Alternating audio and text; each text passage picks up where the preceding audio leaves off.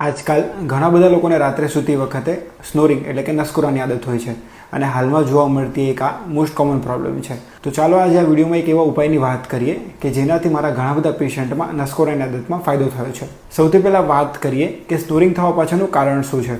Medical ભાષામાં આને obstructive slip apnoea કહેવામાં આવે છે.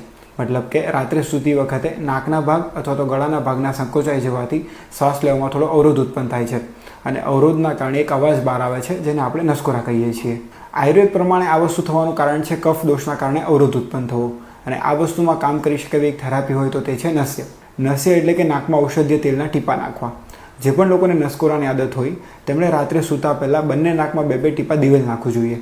દિવેલ ત્યાં ઉત્પન્ન થતા અવરોધને દૂર કરે છે અને તેના કારણે વાયુની ગતિ નોર્મલ થાય છે અને નસકોરાનો અવાજ નથી આવતો. અને જનરલી રાત્રે જમવામાં દહીં, આથાવાળી વસ્તુઓ, ફાસ્ટ ફૂડ અથવા તો જે પણ વસ્તુઓ શરીરમાં કફનો પ્રકોપ કરે એવી વસ્તુઓ ઓછી લેવી જોઈએ. અને જો તકલીફ વધારે રહેતી હોય તો ઘરગથ્થુ કોઈ પણ ઉપચાર ટ્રાય કરતા પહેલાં પોતાની આસપાસના ડૉક્ટરની સલાહ જરૂર લે.